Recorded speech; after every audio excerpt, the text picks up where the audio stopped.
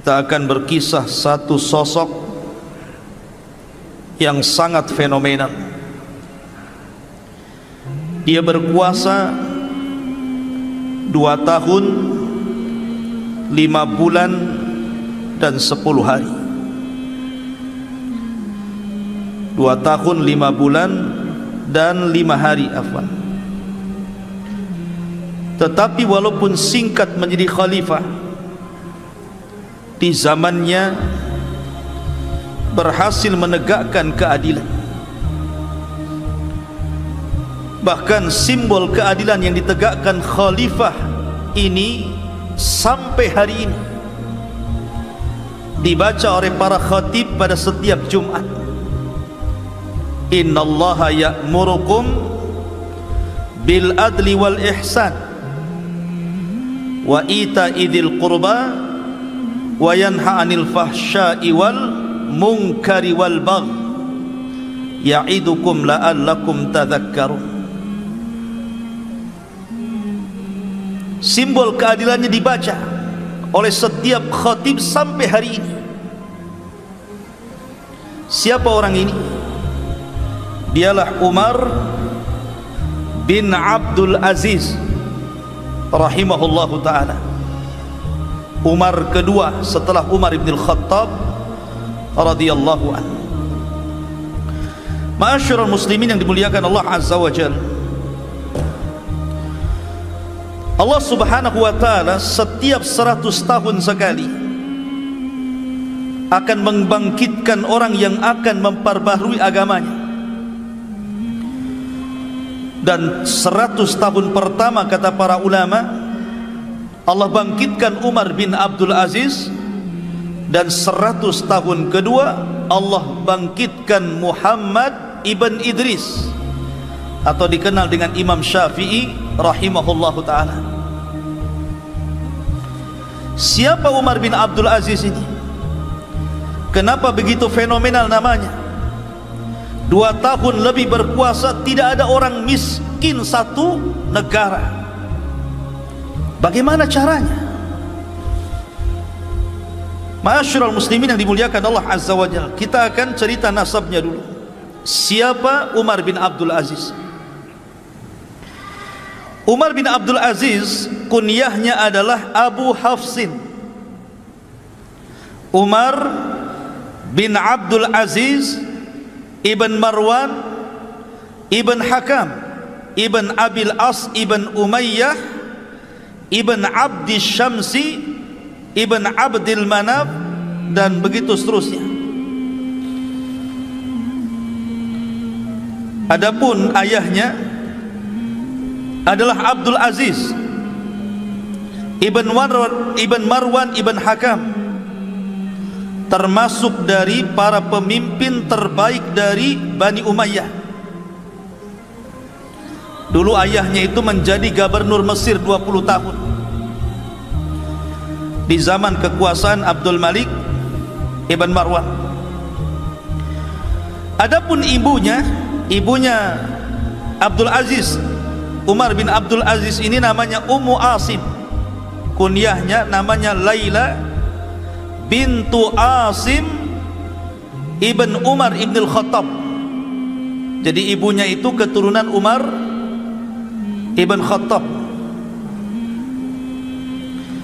Ada satu kisah dari kisah Laila bintu Asim ibn Umar ibn Khattab ini. Jadi suatu ketika di zaman Amirul Mukminin Umar ibn Khattab, Umar ini sedang mengadakan jalan-jalan malam, melihat orang-orang miskin apa yang dihajatkan mereka. Mungkin bahasa kitanya belusukan, tapi malam-malam bukan siang-siang, dan tidak bawa wartawan.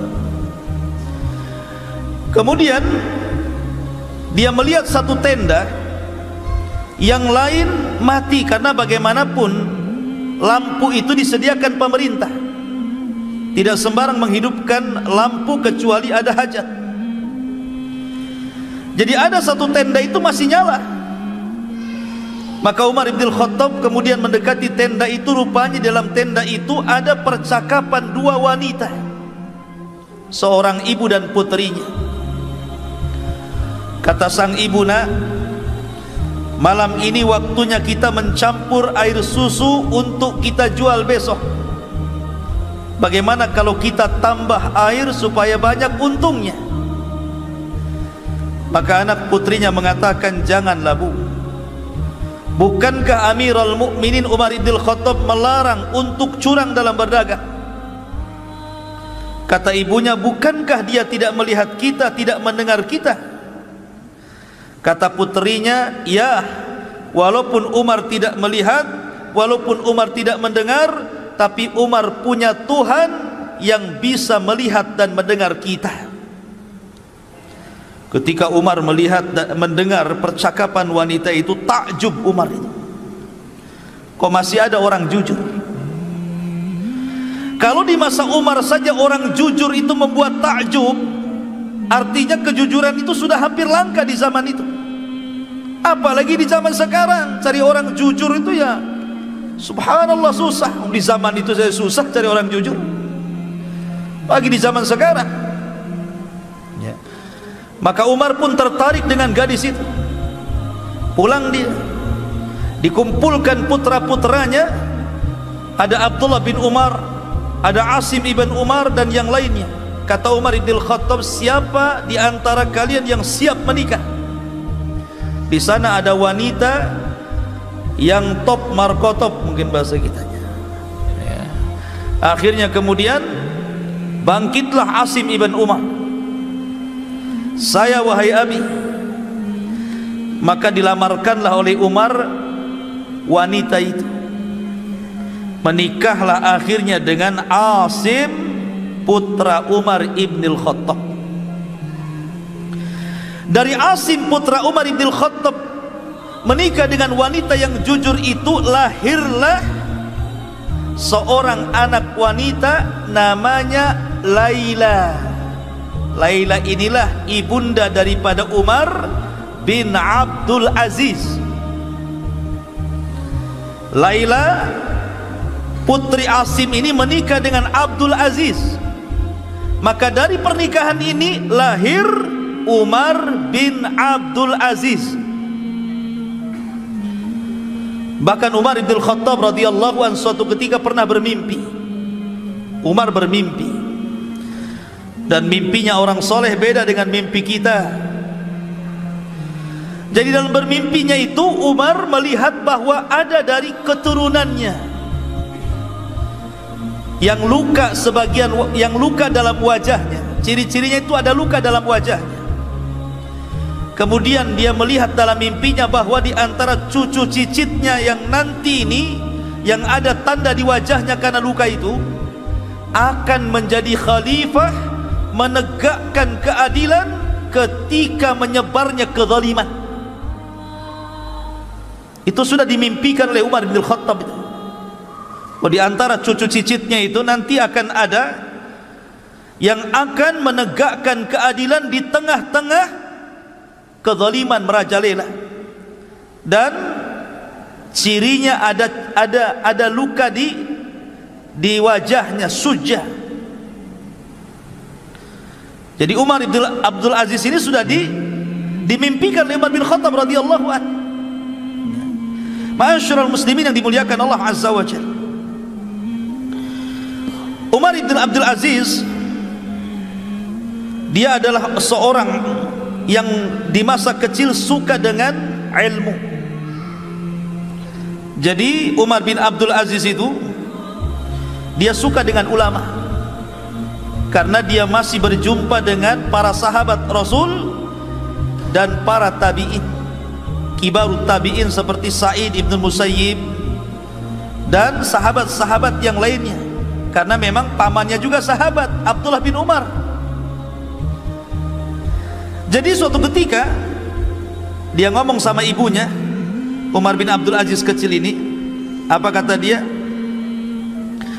Dia mengatakan kepada ibunya, saya ingin seperti pamanku. Dia ngomong sama ibunya, bu, saya ingin seperti pamanku. Ana uhibbu an akuna mithla khali. Saya ingin seperti pamanku. Maksudnya siapa pamannya? Abdullah bin Umar. Dan Abdullah bin Umar itu seorang yang faqih, ulamanya sahabat. Kata ibunya mengatakan, "Ndak usahlah, kamu ndak mungkin kayak dia," kata. Jadi ibunya sudah ini dulu, ciut dulu, ndak mungkin kamu kayak dia itu. Harusnya kan tidak seperti itu ya. Kalau ahli-ahli pendidikan kan, kalau ada anak menginginkan sebuah kebaikan harusnya didorong kan. Kata ibunya, ndak usahlah, kok nggak mungkin kayak dia, katanya. Tapi dengan berjalannya waktu, ketika ayahnya Abdul Aziz kemudian di zaman Abdul Malik ibn Marwan itu diangkat menjadi gubernur Mesir, maka seluruh keluarganya diboyong ke Mesir. Tapi ketika itu Abdullah bin Umar meminta agar Umar bin Abdul Aziz kecil itu jangan dibawa, biar dia sama saya, katanya. Dari situlah maka Umar bin Abdul Aziz sejak kecil sudah bersama sahabat Abdullah bin Umar, pamannya, dan belajar. Bahkan sudah hafal Quran sebelum balik. Dan dicintakan dengan ilmu dan ulama. Makanya kemudian Umar bin Abdul Aziz ini tumbuh menjadi seorang ulama besar. Bahkan dimasukkan dalam deretan fuqaha tabi'in, ahli fikihnya para tabi'in. Umar bin Abdul Aziz ini luar biasa. Ma'asyiral muslimin yang dimuliakan Allah Azza wa Jalla, di antaranya adalah bagaimana talabatul ilminya Umar bin Abdul Aziz ini dijelaskan. Di antara guru-guru beliau adalah dari kalangan tabi'in seperti Sa'id ibn Musayyib. Sa'id ibn Musayyib ini yang menikah dengan salah satu putri Abu Hurairah, dan dia menjadi pemimpin para tabi'in. Kemudian juga dia belajar kepada Ubaidillah ibn Abdillah ibn Utbah ibn Mas'ud radhiyallahu anhu, dan juga banyak kalangan sahabat dan para tabi'in yang diambil ilmunya, sehingga lambat laun akhirnya Umar bin Abdul Aziz menjadi ulama besar. Bahkan dikatakan di antara guru-gurunya 30 lebih dari kalangan para sahabat Nabi sallallahu alaihi wasallam dan 25 dari kalangan para tabi'in. Jadi banyak guru-gurunya, dan dia menjadi ulama besar di zamannya. Taib, saya tidak akan memperpanjang tentang nasab beliau. Saya ingin langsung kepada inti apa yang kita bicarakan pada malam hari ini. Kisah pilu dari Umar bin Abdul Aziz dibunuh oleh seorang budak dan ditangisi para fuqara wal masakin. Itu temanya. Sebab kalau kita ambil semua kisah beliau, tidak cukup mungkin 5 atau 6 pertemuan, terlampau banyak.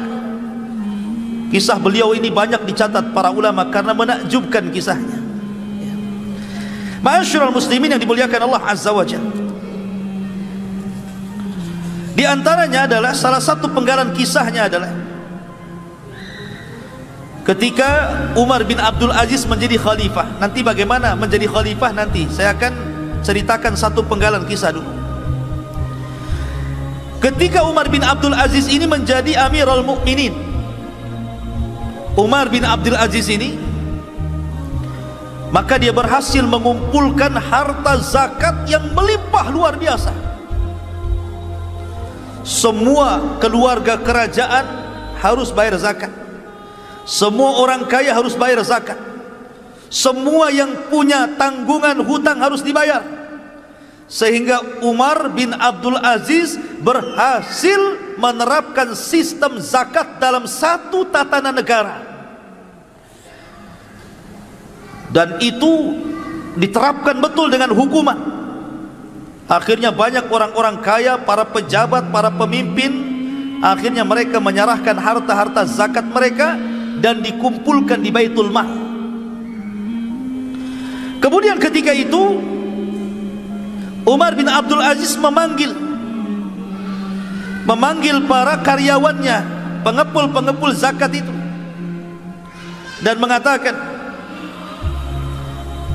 anfiquha 'alal fuqara, ambil harta di Baitul Mal, infakkan, cari orang fakir, kasih zakat mereka. Jangan ada satupun orang yang fakir yang tidak kebagian zakat. Cari orang fakir miskin dimanapun berada, kasih zakatnya. Maka bergeraklah pasukan amil zakat ini mencari orang-orang fakir dan miskin, sehingga tidak ada satupun fakir dan miskin kecuali mendapatkan sedekah dan zakat dari Baitul Mal. Anehnya hartanya masih ada, dah habis. Kemudian dilaporkan kepada Umar bin Abdul Aziz, harta masih melimpah wahai Amirul Mukminin. Kemudian Umar bin Abdul Aziz ngomong gitu, kalau begitu jahizu bihal juyush, kalau begitu hartanya yang sisa itu berikan untuk mencukupi para tentara, ya. Sejahterakan para tentara biar layak dengan gaji yang mereka dapati. Akhirnya kemudian harta itu dikeluarkan lagi, kemudian dibagi-bagi bagi para tentara. Rupanya harta itu masih banyak. Kemudian mereka mengatakan, ya Amirul Mukminin, juyusul Islam tajubud dunya. Wahai Amirul Mukminin, para tentara-tentara Islam mereka sudah kaya semua.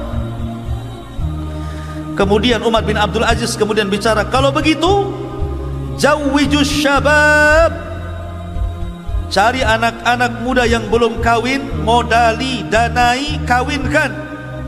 Oh, enak nih kalau punya pemimpin kayak gini, ya. Disuruh anak-anak muda yang belum kawin itu, siapa yang mau kawin tinggal ngomong ke Baitul Mal, maka sudah ada dananya. Ada dananya untuk maharnya, untuk walimahnya, untuk acaranya, semua free, gratis. Bahkan mereka mengatakan, man kana yuridu zawaj, barang siapa di antara kalian yang ingin menikah, datang kemari. Kemudian masih banyak juga hartanya. Maka Umar bin Aziz mengatakan, uqtud duyuna 'alal mutadayyinin. Kalau begitu cari orang-orang yang punya hutang. Cari orang-orang yang punya hutang, yang hidupnya terkait dengan hutang, cari, bayarkan hutangnya. Dicari orang-orang yang punya hutang itu. Kamu punya hutang berapa? Sekian, bayarkan sana. Kamu punya berapa? Sekian, bayarkan sana. Kan enak tuh punya presiden kayak gini, ya. Ma'asyiral muslimin yang dimuliakan Allah Azza wa Jalla, setelah semuanya dibayari hutang-hutang itu, sudah tidak ada yang punya hutang lagi, masih numpuk juga hartanya di Baitul Mukminin itu. Maka Umar bin Abdul Aziz mengatakan, ungduru ilal masihiyina wal yahud. Kalau begitu lihat bagaimana kondisi orang-orang Nasrani dan Yahudi. Bagaimana kondisi orang-orang Nasrani dan Yahudi. Man kana alaihi dainun fasaddidu anhu. Kalau seandainya mereka punya hutang, bantu mereka, ambil dari Baitul Mal, bayarkan itu. Carinya orang Yahudi, orang Nasrani yang punya hutang. Kamu punya hutang berapa? Sekian, nih bayarkan sana. Sampai kepada Nasrani Yahudi merasa senang dengan kepemimpinan Umar bin Abdul Aziz ini. Sampai ketika sudah semuanya, sudah orang miskin sudah dinafkahi, orang yang punya hutang sudah dibayarkan, para tentara sudah dicukupkan, orang-orang kafir juga dibantu, sudah nggak ada lagi, tapi harta masih banyak. Maka Umar bin Abdul Aziz mengatakan, kalau begitu belikan uang dari Baitul Mal itu, biji-biji gandum, sebarkan di gunung-gunung, agar jangan orang mengatakan bahwa burungnya Bani Umayyah kelaparan. Sampai kepada burung diperhatikan, ikhwan. Begitulah Amirul Mukminin Umar bin Abdul Aziz. Makanya Umar bin Abdul Aziz itu seorang khalifah yang tidak pernah dilahirkan di zamannya, dan tidak pernah ada orang yang diwafatkan setelahnya. Satu-satunya orang kayak gitu itu. Tidak ada lagi orang yang dilahirkan seperti dia, dan setelah wafat tidak ada lagi orang yang persis seperti dia. Satu-satunya produk langka ini Umar bin Abdul Aziz rahimahullahu ta'ala. Ma'asyiral muslimin yang dimuliakan Allah Azza wa Jalla, bagaimana kisahnya dia jadi khalifah? Suatu ketika ikhwatu fiddin, kita tahu bahwa ada terjadi khilaf ya, apakah dia lahir di Mesir, apakah dia lahir di Madinah.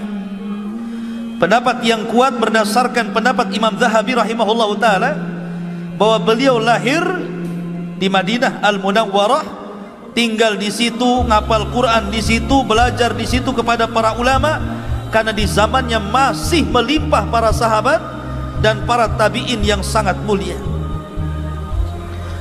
Ma'asyiral muslimin yang dimuliakan Allah Azza wa Jalla, suatu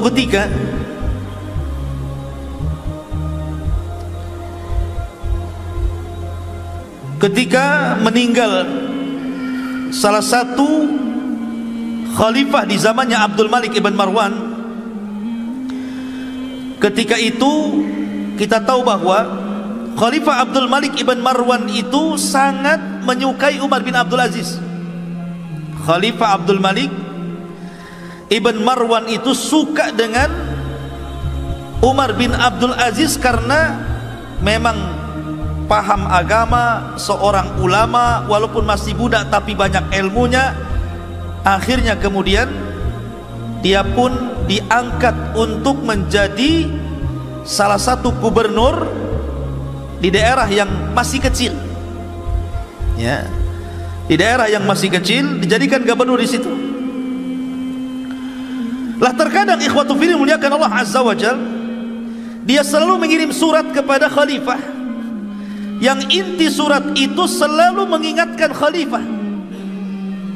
Di antaranya adalah amma ba'du inna qara'in wa kullukum mas'ul an ra'iyati Allahu la ilaha illahu la yajma'annakum ila yaumil qiyamati la raiba fih wa man asdaqu minallahi haditha. Isi suratnya, sesungguhnya engkau pemimpin wahai khalifah, dan engkau akan dimintai pertanggungjawabannya di hadapan Allah. Allah tidak ada sesembahan yang berhak disembah kecuali Dia. Sungguh Allah akan mengumpulkan kalian pada hari kiamat yang tidak ada keraguan di dalamnya, dan tidak ada yang lebih benar ucapannya melebihi Allah subhanahu wa ta'ala. Begitulah nasihat-nasihat yang dilontarkan oleh Umar bin Abdul Aziz kepada Khalifah Abdul Malik ibn Marwan di masa dia menjadi gubernur, sampai akhirnya meninggal dunia Khalifah Abdul Malik ibn Marwan, kemudian diganti oleh anaknya namanya Al-Walid ibn Abdul Malik ibn Marwan. Lah Al-Walid ibn Al-Walid ibn Abdul Malik ibn Marwan ini akhirnya memindahkan Khalifah Umar bin Abdul Aziz yang tadinya di Damaskus, di kota kecil, disuruh pulang ke Madinah untuk menjadi gubernur di Madinah. Tapi ketika itu dia meminta syarat, kalau memang saya harus menjadi gubernur di Madinah, dipindahkan dari Damaskus ke Madinah, saya minta 3 syarat katanya. Kalau kau penuhi 3 syarat saya, maka silahkan kau pindah aku dari Damaskus, alihkan saya ke Madinah. Yang pertama syaratnya, an ya'mala fin nasi bil haqqi wal adli wa la yadlim ahada, agar bisa melakukan atau menegakkan kebenaran, keadilan, dan tidak menzalimi siapapun. Lihat, syarat pertama. Kemudian wala yajuz ala ahadin fi akhdhi ma 'ala an-nasi min huquqin li baitil mal. Tidak boleh seseorang mengambil hak-hak orang lain kecuali memang dia punya hak yang diberi dari baitul mal, dari badan zakat. Yang kedua, agar senantiasa diberikan waktu dia bisa haji. Jadi saya jadi khalifah di Madinah, tapi saya juga harus haji ke Mekah. Jangan jadi khalifah ketika haji sibuk saya waktu haji tolong saya kasih cuti biar saya bisa haji. Kemudian yang ketiga, agar khalifah membolehkan dia mengeluarkan dana untuk para ulama, menggaji para ulama, karena dia memuliakan para ulama masalahnya kan. Kalau seandainya dipenuhi, saya siap menjadi khalifah kan, menjadi gubernur di Madinah. Akhirnya Khalifah Al-Walid Ibn Abdul Malik kemudian menyetujui dipindahlah Umar bin Abdul Aziz dari Suriah ke mana? Ke Madinah. Rupanya ikhwatu fiddin, di Madinah ini dia sangat dicintai para ulama, sangat dicintai masyarakatnya, sehingga akhirnya kekuasaannya melebar sampai ke Hijaz. Hijaz itu Mekah, Madinah dan sekitarnya gitu. Yang tadinya Madinah saja akhirnya melebar. Maka dia menguasai, menjadi gubernur Hijaz. Lah ketika itu dia mendengar bahwa Hajjaj ibn Yusuf Al-Thaqafi itu mau mengarah ke Madinah. Lah Umar bin Abdul Aziz itu paling tidak suka dengan Hajjaj ibn Yusuf. Kenapa? Karena dia zalim masalahnya. Dia tidak suka dengan kezaliman. Akhirnya dia menyurati khalifah agar jangan sampai dipertemukan dengan Hajjaj, jangan sampai Hajjaj itu ke Madinah atau ke Mekah. Batalkan perjalanan, saya tidak mau ketemu dengan dia. Sakit hati Hajjaj ini. Akhirnya kemudian bermanuver politik, bagaimana caranya menurunkan Umar bin Abdul Aziz dari gubernur Hijaz itu. Betul-betul dimainkan politik sama dia. Akhirnya terpengaruh juga khalifah itu. Kemudian dicopotlah Umar bin Abdul Aziz menjadi gubernur Hijaz. Setelah dicopot menjadi gubernur oleh Al-Walid Ibn Abdul Malik, ditarik ke Damaskus untuk menjadi penasehat raja. Oh, rupanya dinaikkan, tidak jadi gubernur tapi jadi penasehat, tim penasehat raja, khalifah. Lah kedekatan itulah akhirnya ketika Al-Walid Ibn Abdul Malik ini semakin dekat dengan Umar bin Abdul Aziz, mendapatkan nasihat, tausiah, wejangan gitu ya. Akhirnya kemudian dia pun banyak terpengaruh dengan Umar bin Abdul Aziz, sampai akhirnya Allah takdirkan Al-Walid Ibn Abdul Malik meninggal. Kemudian kekuasaan jatuh kepada saudaranya Sulaiman bin Abdul Malik Ibn Marwan. Lah di masa Sulaiman inilah, Sulaiman itu juga sangat memuliakan Umar bin Abdul Aziz, sangat memuliakan sekali. Sampai ada satu kisah ketika keduanya berada di sebuah tempat di manasik haji.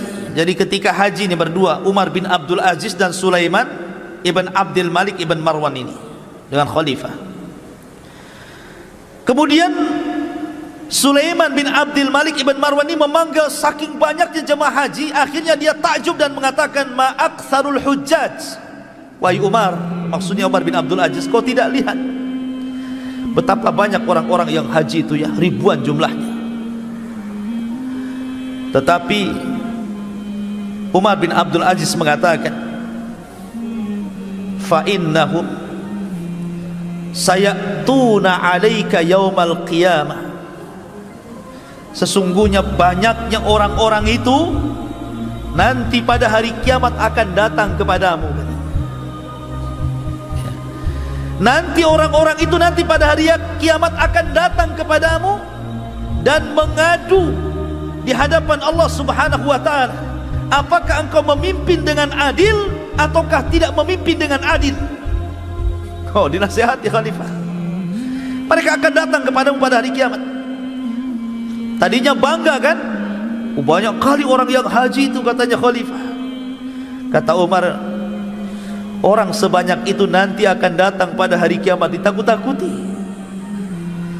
Mereka akan menjadi khusama'uka yaumal qiyamah, akan menjadi musuh pada hari kiamat. Mereka akan menuntut haknya di hadapan Allah Subhanahu wa ta'ala. Dari situlah akhirnya Sulaiman ibn Abdul Malik menangis dan merasa bersalah. Lah sebelum wafatnya Sulaiman bin Abdul Aziz, Sulaiman ibn Abdul Malik ini, dia ngirim surat, isinya wasiat. Harusnya ketika dia meninggal itu kan masih ada saudara-saudaranya kan, ada Yazid ibn Abdul Malik ibn Marwan, ada Hisham ibn Abdul Malik ibn Marwan gitu kan. Harusnya yang jadi setelah meninggalnya Sulaiman itu Yazid ibn Abdul Malik ibn Marwan. Ternyata ketika dia nulis surat wasiat, rupanya tidak ditulis nama Yazid di situ, tapi ditulis nama Umar bin Abdul Aziz. Jadi sebelum wafatnya dia nulis surat, nanti kalau saya meninggal, maka kekuasaan ini saya berikan kepada Umar bin Abdul Aziz. Dengarkan, taati perintahnya karena dia khalifah kalian. Maka betul-betul ketika meninggal dunia dibuka surat wasiatnya. Aku sudah mewasiatkan kepada orang setelahku yang pantas menjadi khalifah, dialah Umar bin Abdul Aziz, maka dengarkan dan taati perintahnya. Jadi justru saudara-saudaranya tidak menjadi, harusnya kan saudaranya tuh, ini kenapa orang lain? Karena Sulaiman bin Abdul Malik ibn Marwan tahu karakter-karakter saudaranya kan. Nih kalau saudaranya jadi raja masalah nih. Makanya kemudian dia takut di hadapan Allah, dipilihnya Umar bin Abdul Aziz menggantikan Sulaiman Sulaiman putra daripada Abdul Malik ibn Marwan. Coba anak-anak ya jangan ribut. Ada satu kisah yang menarik ikhwan. Ketika di permulaan beliau menjadi khalifah, ketika dia mendengar bahwa telah datang wasiat dari Sulaiman bin Abdul Malik ibn Marwan bahwa ketika dia meninggal Umar bin Abdul Aziz harus jadi khalifah, dia tidak pernah keluar dari masjid. Tidak pernah keluar dari masjid. Dia ketakutan dengan wasiat itu, sehingga kemudian dia pun menolak untuk dibaiat. Dia menolak untuk dibaiat sampai-sampai setelah kemudian dia mendapatkan kabar, apa kata beliau di hadapan manusia itu, ketika dia mendapatkan kabar bahwa dia sudah diwasiati untuk menjadi khalifah sepeninggal Sulaiman, dia pun mengatakan,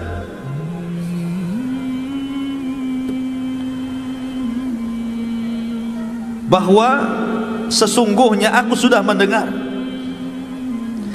bahwa khalifah sudah memberikan amanah kepadaku agar aku menggantikan posisinya menjadi khalifah kaum muslimin. Kemudian dia mengatakan, demi Allah, saya berceramah di hadapan kalian wahai kaum muslimin, sesungguhnya tidak ada niat bagiku menjadi khalifah. Saya minta kalian untuk melepaskan baiat-baiat kalian dari pundakku, dan saya serahkan urusan kepada kalian. Silahkan cari pemimpin sesuka kalian. Lari dia, tidak mau jadi pemimpin. Jadi ketika dia melihat surat wasiat itu, dia langsung cuci tangan, tidak mau. Dia menangis berhari-hari di masjid itu. Kemudian setelah itu menemui manusia dan mengatakan, sebaiknya kalian lepaskan baiat-baiat kalian dari pundakku, silahkan bermusyawarah, cari pemimpin yang layak selainku. Lihat, kalau sekarang terbalik, jangan pilih dia, pilih aku. Itu sekarang, ya kan? Ma'asyiral muslimin yang dimuliakan Allah Azza wa Jalla, sampai seperti itu. Di antara akhirnya kemudian ketika dia menjadi khalifah, Lihat bagaimana pertama kali dia berkhutbah. Tapi orang-orang kan tidak mau, tetap memilih Umar bin Abdul Aziz karena sudah tahu siapa dia, akhlaknya, ilmunya, bagaimana pemuliaan ulama kepadanya gitu. Masyarakat malah dukung masalahnya. Jadi tidak mau tidak, terpaksalah dia jadi khalifah. Akhirnya dikumpulkan kaum muslimin. Lihat ceramah beliau. Di permulaannya dia mengatakan, ayyuhan nas, inni qad ubtulitu bihadzal amri ghaira ra'yin kana minni fi wala talabatan lahu wala masyuratan minal muslimin wa inni qad khala'tu ma fi a'naqikum min bai'ati fakhtaru li anfusikum. Ini khutbah pertamanya. Wahai manusia, sungguh aku telah diuji dengan perkara khalifah ini. Sungguh aku telah diuji dengan perkara khalifah ini. Kenapa aku dipilih tanpa ada ideku, tanpa ada musyawarah dari kaum muslimin, tanpa ada permintaan dariku? Sesungguhnya aku melepaskan kekhilafahan dari pundakku. Berkumpullah kalian, silahkan pilih pemimpin sesuka kalian. Kemudian di ujung ceramahnya Rasulullah dia mengatakan, Umar bin Abdul Aziz, ayyuhan nas, man ata Allah wajabat ta'atuhu wa man asallah fala ta'ata lahu, ati'uni fima ata'tullah wa asaitu wa as fa idza asaitullaha fala ta'ata li alaikum. Wahai manusia, barang siapa yang taat kepada Allah, wajib ditaati orang itu. Barang siapa yang bermaksiat kepada Allah, jangan ditaati orang itu. Maka taatilah kepadaku. Jikalau aku berada di atas ketaatan kepada Allah, maka jangan pernah kalian taat kepadaku jikalau aku bermaksiat kepada Allah subhanahu wa ta'ala. Lihat, memang betul-betul khulafaur rasyidin ikhwan menegakkan syariat Islam ala minhajin nubuwah. Umar bin Abdul Aziz, makanya ada sebagian para ulama, Umar bin Abdul Aziz itu adalah Imam Mahdi yang ditunggu-tunggu. Imam Mahdi yang ditunggu-tunggu. Walaupun pendapat ini berdasarkan takwil dan dilemahkan para ulama, tapi ada ulama yang mengatakan seperti itu, bahwa fase-fase itu sudah lewat. Kan ada fase nubuah, ada fase mulkun warahmah, ada fase mulkun adud, ada fase mulkun jabarut, gitu ya. Itu sudah lewat, ditutup dengan Umar bin Abdul Aziz, tinggal nunggu kiamat aja. Itu ada sebagian ulama pendapat seperti itu. Tapi ini pendapat ini dibantah oleh para ulama bahwa Imam Mahdi bukan Umar bin Abdul Aziz, tapi nanti di akhir zaman. Tapi dengan adanya yang sebagian ulama mengatakan seperti itu, memang betul-betul dia menegakkan keadilan di tengah-tengah ketika itu menyebar kezaliman. Karena ciri-ciri Imam Mahdi itu apa? Menyebarkan keadilan di tengah-tengah tersebarnya kezaliman, kan itu. Ma'asyiral muslimin yang dimuliakan Allah. Baik, saya akan bercerita beberapa kisah yang menarik sepanjang dia menjadi khalifah. Ma'asyiral muslimin yang dimuliakan Allah subhanahu wa ta'ala, ketika dia awal jadi khalifah, dia pun kemudian disuruh untuk memilih, apakah engkau akan tinggal di istana? Karena sebentar lagi akan banyak delegasi-delegasi dari daerah-daerah yang akan mengucapkan selamat engkau jadi khalifah, atau engkau akan tinggal di mana? Kata para pejabat ini untuk memuliakan khalifah, kau mau di mana? Sebaiknya kau pindah, bawa keluargamu, boyong ke istana. Karena sebentar lagi akan banyak delegasi-delegasi dari daerah-daerah yang akan mengucapkan sebagai khalifah diri. Tapi Umar bin Abdul Aziz tidak mau. Dia malah pulang ke rumah lamanya. Ke rumah lamanya dia balik. Tidak mau tinggal di istana dia. Dia rumahnya rumah dari rumah jelek, rumah buruk gitu kan. Tidak mau dia tinggal di istana.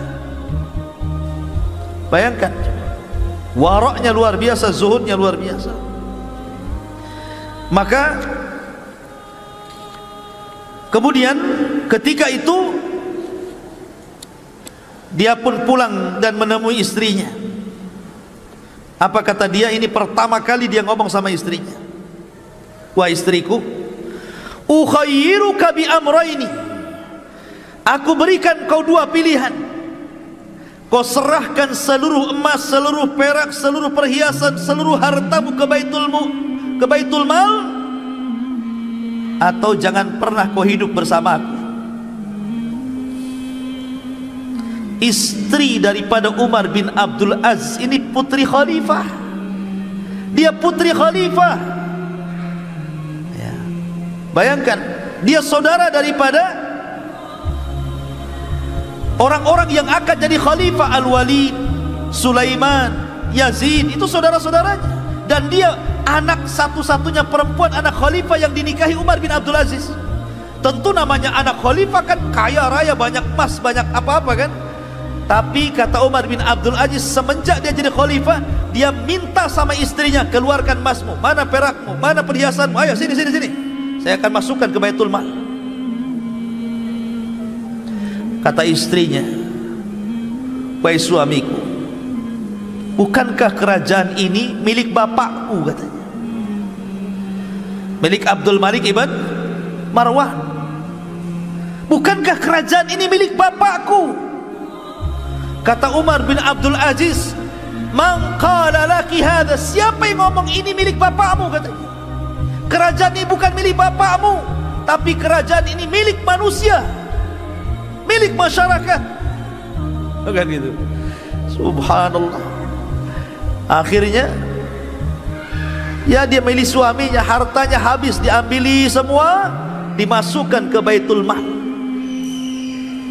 sehingga tidak tersisa kecuali hanya pakaian, beberapa helai yang sudah buruk. Hidupnya sederhana. Setelah itu kemudian mulailah dia nyasar kepada kerabat-kerabat kerajaan. Dia nyasar kepada kerabat-kerabat kerajaan, kepada saudara-saudara, anak-anak dari paman-pamannya yang masih kerabat-kerabat dan keluarga kerajaan, dikumpulkan dan dikatakan, kalian semua man kana lahu iqaran wala ardan wala malan falyati ila Baitul Mal.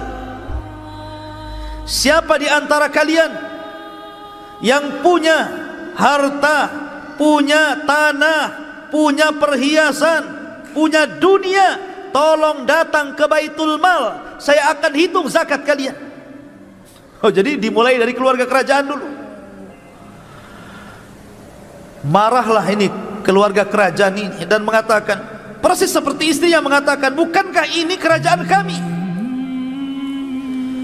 Maka Umar bin Abdul Aziz mengatakan, siapa bilang ini kerajaan keluarga kalian? Ini kerajaan manusia. Keluarkan. Mana zakat-zakat kalian? Mana harta-harta kalian? Subhanallah, dibuat miskin orang-orang itu. Orang-orang kaya itu dibuat miskin betul-betul sama Umar bin Abdul Aziz. Jadi yang dulunya mereka gak pernah zakat, dihitung zakatnya. Berapa tahun kau tak bayar zakat? Berapa tahun kamu tak bayar zakat? Mana zakat ternakmu, mana zakat tanimu, dihitung semuanya. Akhirnya ikhwatu fiddin, apa enggak bankrupt nih orang? Betul-betul bankrupt. Akhirnya ketika mereka pun hidupnya sudah susah karena hartanya diambili dan dimasukkan Baitul Mal, mereka pun datang kepada Umar bin Abdul Aziz dan mengatakan, ya Amirul Mukminin, kami sudah tidak punya harta lagi, harta kami sudah engkau ambil, tolonglah berikan kepada kami gaji bulanan. Sudahlah, saya makan gaji bulanan sudah cukup, berapalah kau kasih kepada kami? Kata Umar bin Abdul Aziz, kalau engkau ingin dapat gaji kerja, kau kerja dulu baru kau dibayar. Persis seperti yang lainnya. Tidak ada anggota kerajaan nganggur tiba-tiba tiap bulan dapat gaji. Kerja. Bayangkan, ditekannya betul-betul. Ya. Akhirnya kemudian, setelah kemudian orang-orang kaya dari anak-anak pamannya, kerabat kerajaan, mulai dia nyasar ke orang-orang kaya yang ada di luar sana. Dikumpulkan orang-orang kaya itu, semua dikumpulkan. Mana zakat kalian? Nah, sini. Setelah dikumpulkan dan diambil semua zakatnya orang-orang kaya itu, memang betul-betul dia terapkan zakat betul. Baru setelah tidak ada orang kaya kecuali diambil zakatnya, baru dipanggil orang miskin. Siapa yang pernah dizalimi oleh orang kaya? Siapa di antara kalian yang pernah dizalimi orang kaya? Siapa di antara kalian yang pernah diambil hartanya, diambil tanahnya, diambil sawahnya, diambil kendaraannya, diambil binatangnya? Sini. Coba bayangkan. Akhirnya satu-satu, saya dizalimi si anu, saya dizalimi si anu, saya dizalimi si anu. Memang betul-betul hukum ditegakkan di sini. Maka orang-orang miskin pun kemudian mendapatkan hak-hak yang terzaliminya. Dari situlah terpupuk kecintaan orang fakir, orang miskin kepada Umar bin Abdul Aziz. Betul-betul mengadakan pemerataan ekonomi dengan sistem zakat ini. Sehingga lambat laun akhirnya yang miskin itu sudah mulai kaya, sehingga sudah tidak lagi menerima zakat karena sudah cukup. Lihat, walau anna ahlal qura amanu wattaqau lafatahna alaihim barakatin minas sama'i wal ardh. Kalau penduduk negeri ini beriman dan bertakwa, maka Allah Subhanahu wa taala akan suburkan dengan berkahnya dari langit dan dari bumi. Sampai-sampai ikhwatu fiddin, ada seorang nenek-nenek itu bicara dengan manusia ketika dia mendengar ada serigala yang memakan domba. Maka nenek ini mengatakan, wallahi laqad mata Umar, wallahi laqad mata Umar. Sungguh telah meninggal Umar, sungguh telah meninggal Umar. Dulu di masa Umar bin Abdul Aziz masih hidup, tidak ada satupun serigala yang berani mengganggu kambing. Sekarang dia meninggal, serigala-serigala itu sudah mulai mengganggu kambing. Sampai seperti itu. Ini ucapan orang tua. Saking amannya di zaman Umar bin Abdul Aziz. Ma'asyiral muslimin yang dimuliakan Allah Azza wa Jalla. Bahkan dikisahkan bahwa Umar bin Abdul Aziz itu baik sarapannya, makan siangnya, makan malamnya itu hanya makan adas. Tahu adas? Bawang. Hanya makan bawang saja dia itu kerjanya, roti sama bawang. Dia tidak pernah makan daging, makan ini, makan itu, karena sudah tidak sanggup membeli. Bukan tidak sanggup membeli juga, karena dia memang hidupnya sederhana, wara' zuhud, dan dia adalah seorang yang memberikan contoh kepada masyarakat. Jadi hari-hari itu makannya bawang saja, roti bawang, roti bawang. Sampai-sampai yang bosan itu pembantunya, karena hari-hari makan bawang. Datanglah pembantunya kepada istrinya Umar bin Abdul Aziz, Fatimah, dan mengatakan, ya Fatimah, laqad malaltu min aklil adas. Wahai Fatimah, aku tidak bosan makan bawang itu, yang lain lah katanya, si makan bawang aja, ya kan? Maka Fatimah mengatakan, ittaqillah, inna hadza ta'amu maulak. Umar bin Abdul Aziz, bertakwalah kau kepada Allah, sesungguhnya adas itu makanan pemimpinmu Umar bin Abdul Aziz, makanan tuanmu itu, jangan kau celah. Coba, jadi pembantunya yang bosan, tapi Umar bin Abdul Aziz tidak bosan. Lihat wara' zuhudnya itu. Ma'asyiral muslimin yang dimuliakan Allah Azza wa Jalla. Bahkan suatu ketika Umar bin Abdul Aziz ini malam-malam masuk masjid. Malam-malam masuk masjid. Namanya masjidnya gelap, tidak ada orang, tidak tahu kalau di masjid itu ada orang tidur. Kemudian kesepak kakinya sama Umar bin Abdul Aziz, marah dan mengatakan, ya Majnun, ya Majnun, katanya. Dibilang gila. Hei orang bilang gila, kenapa kau sepak kaki, katanya. Dibilang, ini pengawal Umar bin Abdul Aziz sudah emosi dia. Gimana coba khalifah dibilang majnun? Dalam riwayat khimar, ya himar, wahai keledai, katanya. Lebih kasar lagi. Kata penjaganya ini, biarkan saya tangkap orang itu. Kata Umar bin Abdul Aziz, kan malam-malam dia hanya tanya, apakah saya gila? Maka ku jawab, lastu majnunan, saya enggak gila. Apa salahnya, katanya. Pergi-pergi. Bagaimana akhlaknya? Ini pengawal ini sudah marah gitu, ya. Masa kemudian khalifah dibilang majnun? Tapi Umar ingin meredakan suasana dan mengatakan, dia itu tidak mengatakan saya gila. Dia tanya, apakah saya gila? Saya jawab, saya tidak gila. Kita pergi. Seperti itu akhlak dia.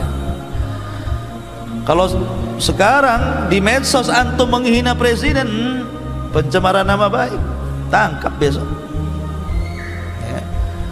Ma'asyiral muslimin yang dimuliakan Allah Azza wa Jalla. Ya. Akhlak luar biasa. Bahkan Umar bin Abdul Aziz mengumpulkan wuzara dan umara. Jadi masing-masing gubernur dari daerah-daerah mana saja itu disuruh datang ke ibu kota, mengadakan rapat besar-besaran. Setelah mereka duduk di kursi, mulailah Umar bin Abdul Aziz mengatakan, saddidu duyunan nas, kullu man kana lahu dainun sadadna, at'imul fuqara. Maka Umar bin Abdul Aziz mengatakan, kalian harus memenuhi hutang-hutang kalian, bayarkan hutang-hutang kalian. Kalau kalian punya hutang, mengambil hak rakyatnya, kembalikan kepada rakyat. Kemudian jangan lupa orang-orang fakir, jangan lupa dengan orang-orang fakir. Begitulah Umar bin Khattab menasihati para gubernur, selalu diingatkan dengan fuqara, fuqara dan fuqara. Kasih makan orang miskin, orang miskin, orang miskin, itu diingatkan terus. Subhanallah. Umar bin Abdul Aziz itu gajinya cuma 2 dirham. Bukan dinar, dirham. Dirham itu separuh dinar. Kalau satu dirham itu berapa? 4 gram lebih. Berarti kalau dinar 2 gram lebih. Berarti kalau seandainya 1 gramnya anggap 1 juta, berarti 1 dirham itu 2,5 juta lah.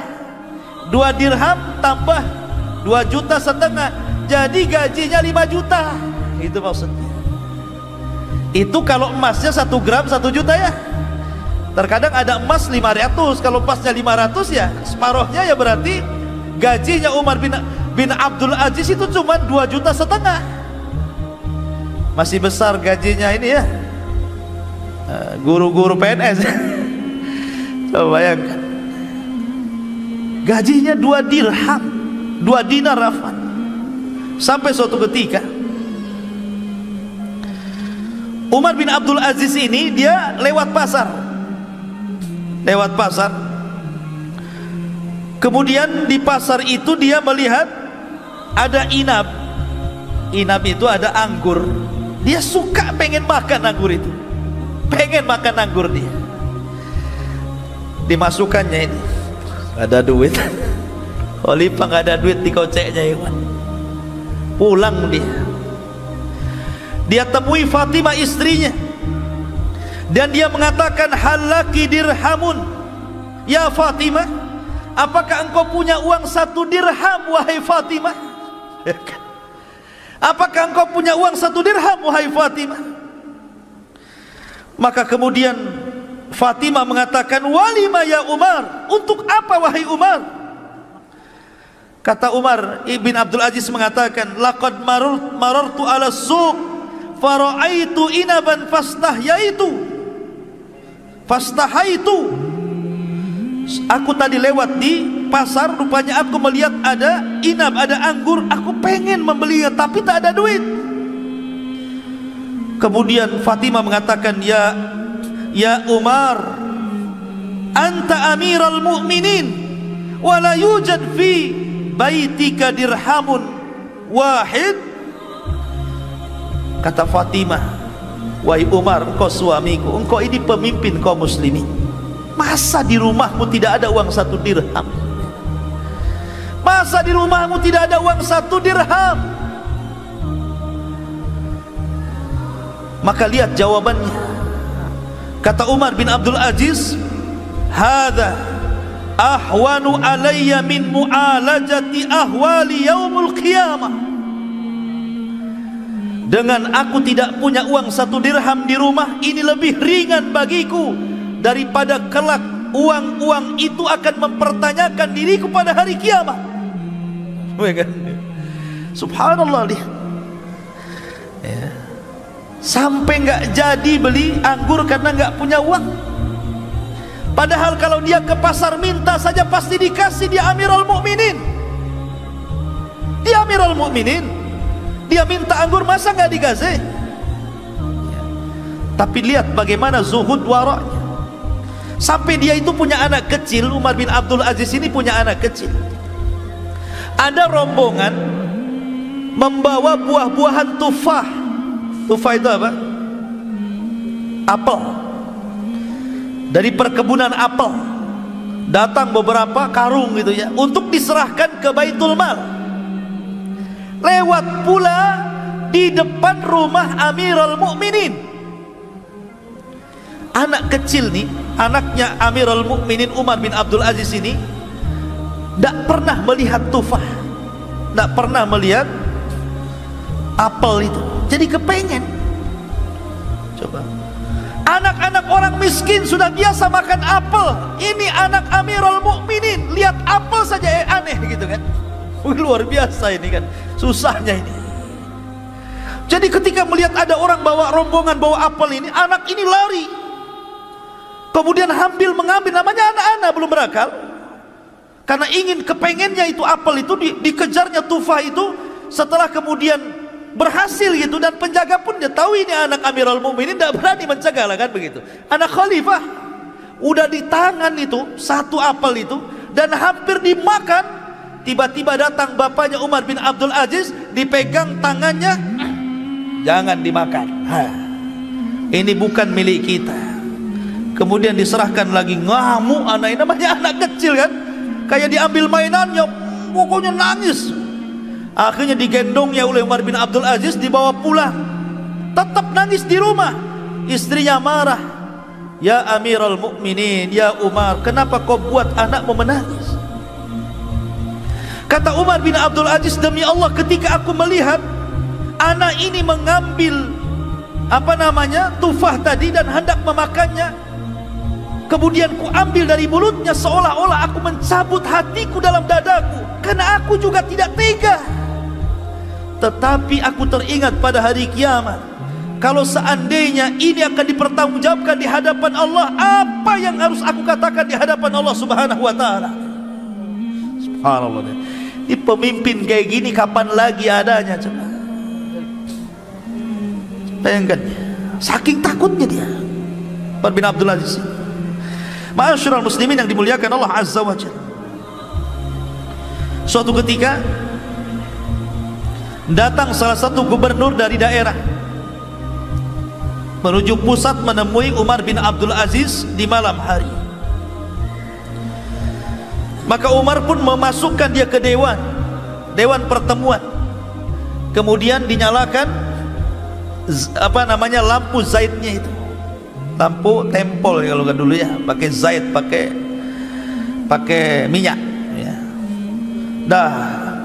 Mulailah Umar bin Abdul Aziz berdiskusi, bertanya, gimana soal orang miskin di daerahmu, gimana orang susah di daerahmu, bagaimana zakat, gimana sedekah, gimana kondisi masyarakatku, gimana begini, pokoknya tanyalah hal ikhwal tentang kondisi kaum muslimin yang ada di wilayah gubernur itu.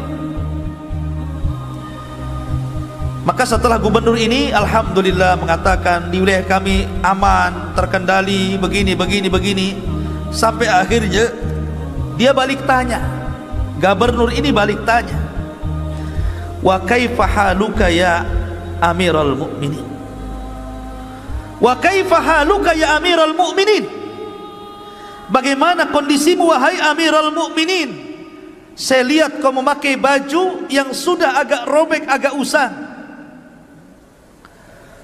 Kemudian mulailah satu persatu tanya. Kata Umar bin Abdul Aziz, tunggu ya, saya tidak akan jawab dulu pertanyaanmu, tunggu dulu sebentar. Bangkit, ambil lampu, ditiupnya.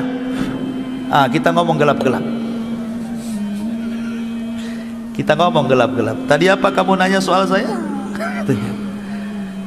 Jadi gak perlu mengatakan kenapa kau padamkan lampu, lima atfa'tal asyirat, kenapa kau padamkan lampu? Jadi kita gelap-gelap lah jadinya. Kata Umar bin Abdul Aziz, kalau kau tanya soal aku berarti ini pertanyaan pribadi, gak ada kaitan dengan negara. Lampu itu milik negara. Tapi kalau kau bertanya soal rakyatku, soal bangsaku, soal negaraku, soal zakat, soal fukara, soal miskin, ku hidupkan. Karena ini memang urusan negara dan lampu itu milik negara. Bayangkan coba, ada khalifah kayak gini gara-gara lampu.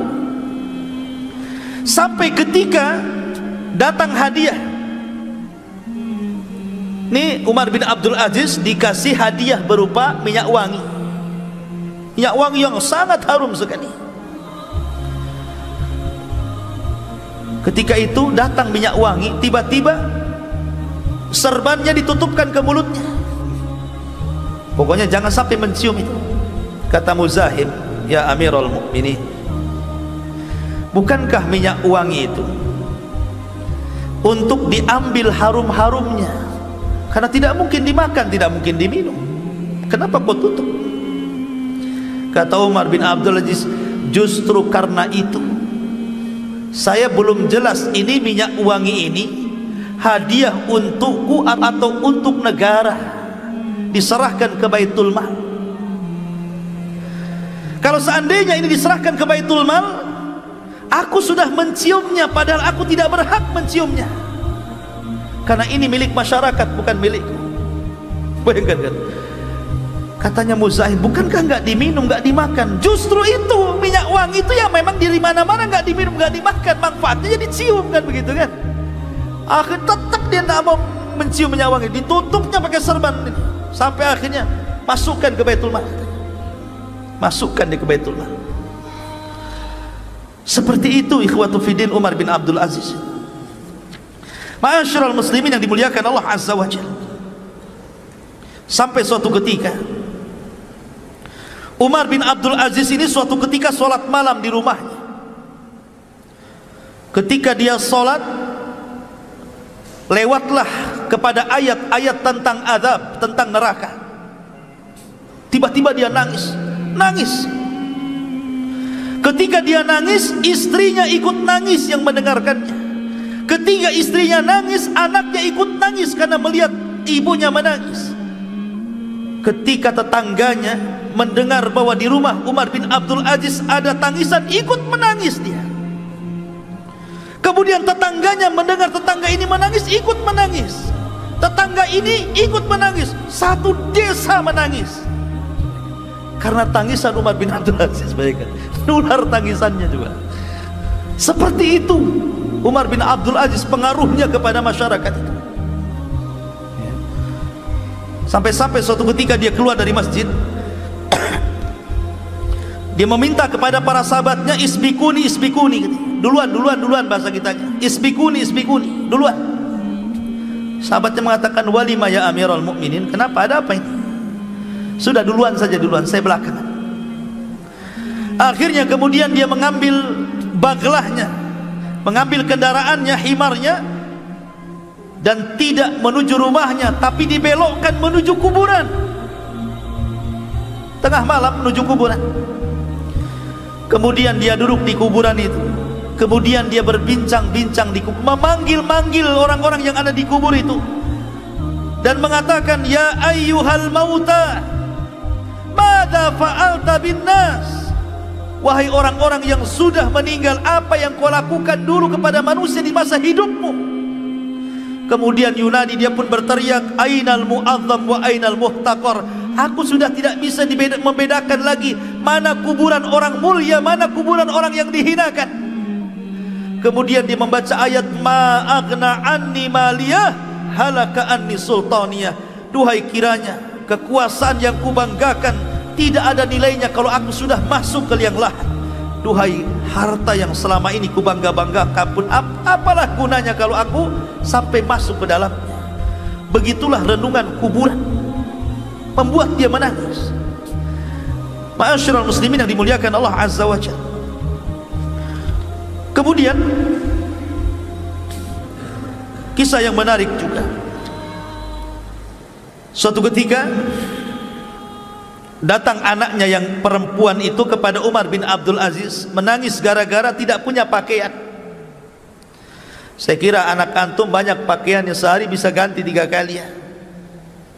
Ini anak perempuan Umar bin Abdul Aziz tidak punya pakaian kecuali 1. Dia ngomong sama bapaknya Umar bin Abdul Aziz seraya menangis, sehingga Umar mengatakan, lima tabki, kenapa Anda menangis?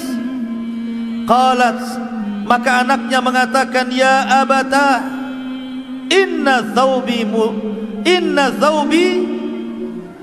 mutazahiqan, sesungguhnya pakaianku banyak robeknya, maka belikanlah pakaian untukmu. Kata Umar bin Abdul Aziz, dia memanggil pembantunya Muzahim, sini, kemarin saya pernah menyobek selimut. Itu bekas sobekan selimut di mana tuh? Di mana itu bekas sobekan selimut saya yang kemarin saya sobek-sobek itu? Katanya pembantunya, ada wahai Amirul Mukminin. Ah, kau ambil lagi, kau jahit, buatkan pakaian untuk anakku, katanya. Sobek, tinggal beli saja padahal kan. Disuruh kain-kain yang bekas sobek-sobek itu, disuruh dijahit, buatkan pakaian, buatkan untuk anakku, katanya. Subhanallah, sampai seperti itu. Sampai ada orang miskin datang dari jauh mendengar keadilannya Umar bin Abdul Aziz. Siapa yang meminta kepadanya tidak akan ditolak, pasti diberi dan dikasih dari Baitul Mal. Datang dia dari jauh, dia belum kebagian. Dia bertanya, mana rumahnya khalifah? Oh, di sana tuh, di sana tuh. Berangkat dia. Ketika masuk ke rumah khalifah, keluar lagi dia, nggak bawa apa-apa. Orang-orang pun bertanya, kenapa kau tidak mendapatkan apapun dari khalifah? Maka orang ini mengatakan, memang aku nggak minta. Kenapa kau nggak minta? Aku malu, kondisiku jauh lebih mulia dibandingkan dia. Orang miskin nggak jadi minta, itu lebih kan? Nggak jadi minta nih orang miskin ini. Masuk rumah Umar bin Abdul Aziz, keluar lagi. Mana barang yang kau minta? Memang aku tak minta, ya tak bawa barang. Kenapa kau tak minta? Aku malu, katanya. Aku masih lebih baik hidupku daripada dia. Lihat, hanya di zaman Umar bin Abdul Aziz orang miskin tak jadi minta, gitu ya. Karena khalifahnya lebih miskin, begitu ya. Seperti itulah kondisi Umar bin Abdul Aziz. Makanya wajar kalau ada sebagian mengatakan itulah Imam Mahdi sesungguhnya, kan. Walaupun pendapat ini lemah. Ma'asyiral muslimin yang dimuliakan Allah Azza wa Jalla. Akhirnya kita langsung saja karena sudah lewat jam 9. Bagaimana wafatnya? Namanya orang baik, ikhwatu fiddin. Imam yang adil itu tidak lepas daripada musuh-musuh yang banyak. Orang yang baik itu pasti banyak musuhnya. Apalagi dia seorang khalifah. Tidaklah kayu gaharu itu tercium baunya kecuali setelah dibakar. Maknanya apa? Terkadang dengan banyaknya musuh itu menunjukkan kualitas orang itu, ya. Orang baik itu pasti dimusuhi orang, dan setelah meninggal baru diketahui kebaikannya. Lah, disitulah anak-anak daripada Abdul Malik ibn Marwan. Setelah Sulaiman ibn Abdul Malik kan masih ada Yazid, ada Hisham dan beberapa orang. Yazid ini nggak sabar. Sebenarnya kalau Umar bin Abdul Aziz meninggal dunia, Sulaiman bin Abdul Malik sudah mewasiatkan yang jadi khalifah sepeninggal Umar bin Abdul Aziz adalah Yazid bin Abdul Malik. Tapi Yazid ini tidak sabar, ingin jadi khalifah. Apalagi sudah sakit hati keluarganya, diambili hartanya, ya, merasa dimiskinkan begitu oleh Umar bin Abdul Aziz. Makanya dia menyuruh salah satu budaknya, kau letakkan racun pada makanan Amirul Mukminin Khalifah Umar bin Abdul Aziz. Sebagai imbalannya, ku beri kau 1000 dinar. Yang kedua, kau ku merdekakan kalau berhasil. 1000 dinar, banyak 1000 dinar, dan kau jadi orang merdeka. Pengecut dengan cara meracun. Maka betul-betul gulam ini, budak ini, akhirnya berusaha untuk memasukkan racun ke makanannya, dan berhasil. Sampai Amirul Mukminin disangka kena sihir. Disangka kena sihir. Ketika ditanya, ada apa engkau wahai Amirul Mukminin, kau terbaring sudah terlalu lama, hal anta mashur, apakah engkau terkena sihir? Maka Umar bin Abdul Aziz mengatakan, tidak, bahkan aku telah diracun dan aku tahu siapa yang meracunku. Aku tahu siapa yang telah meracunku, bayangkan. Kemudian akhirnya sebelum dia meninggal dunia, dia panggil orang yang meracunnya.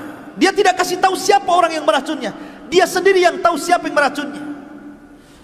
Dia minta kepada pembantunya agar jangan diberitahu siapapun tentang siapa yang meracunnya dan siapa yang memerintahkannya. Dia hanya minta kepada pembantunya sebelum dia wafat, tolong panggilkan orang yang meracun aku itu. Kata pembantunya, siapa wahai khalifah? Si Anu bin Anu. Dipanggil orang budak itu, ditangkap, dipanggil, kemudian dihadapkan di hadapan Umar bin Abdul Aziz. Kata Umar bin Abdul Aziz, ya gulam, man hamalaka ala ma fa'alta hadha?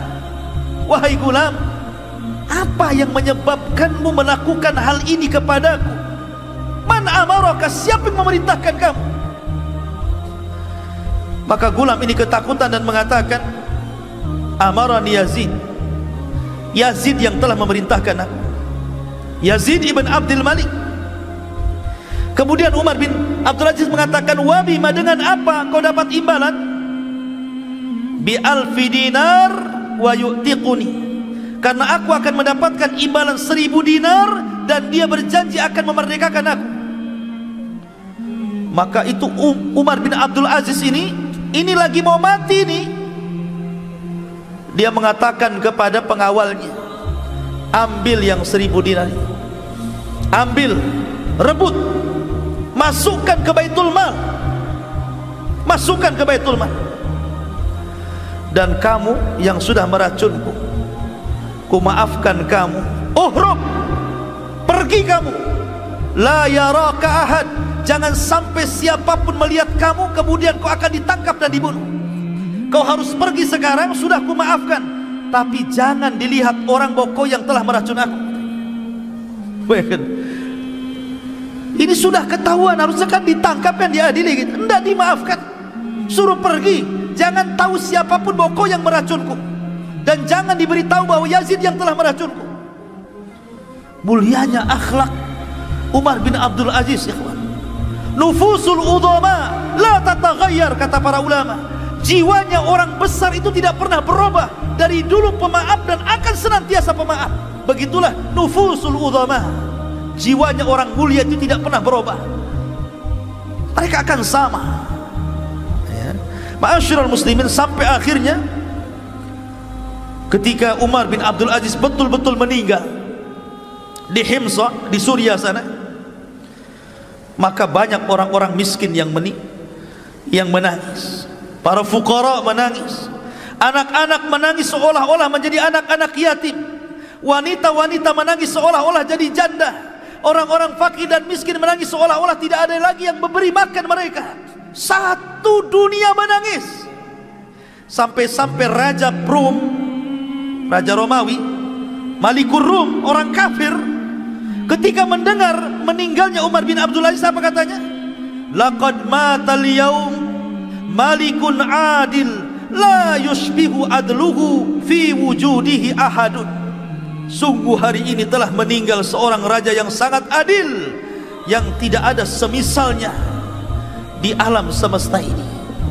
Ini pengakuan Malikur Rum tentang keadilan Umar bin Abdul Aziz di zamannya. Ma'asyiral muslimin yang dimuliakan Allah Azza wa Jalla. Sehingga ketika dia kemudian mengumpulkan anak-anaknya untuk tarikah harta warisan, sampai-sampai dikatakan kepada Umar bin Abdul Aziz, afala tatruk li ahlika syai'an ya Amirul Mukminin, kenapa kau tidak tinggalkan harta yang banyak untuk keluargamu wahai Amirul Mukminin sebagai warisan? Qala, dia mengatakan, in kanu salihin Allahu yatawalla salihin. Jika mereka anak-anakku orang-orang soleh, maka Allah yang akan menjaga orang-orang soleh. Tidak perlu ku kasih harta, Allah yang kasih harta nanti. Begitu maksudnya. Aku tidak perlu kasih harta mereka. Kalau mereka benar-benar soleh, Allah yang kasih harta mereka. Akhirnya kemudian Umar bin Abdul Aziz pun ketika sudah berkuasa 2 tahun 5 bulan 5 hari berhasil menegakkan keadilan yang tidak pernah ditegakkan oleh khalifah-khalifah Bani Umayyah maupun Bani Abbasiyah, khalifah setelahnya. Makanya sebagian para ulama ada yang memasukkan dia satu di antara khulafaur rasyidin setelah Abu Bakar, Umar, Utsman dan Ali. Umar bin Abdul Aziz, ada yang mengatakan Hasan ibn Ali, saking adilnya, ya kan? Begitulah ikhwatul fiddin muliakan Allah Azza wa Jalla, kisah singkat dari perjalanan Umar bin Abdul Aziz. Mudah-mudahan ada manfaatnya. Subhanakallah bihamdika, asyhadu an la ilaha illa anta, astaghfiruka wa atubu ilaik. Allahu ta'ala. Assalamualaikum warahmatullahi wabarakatuh.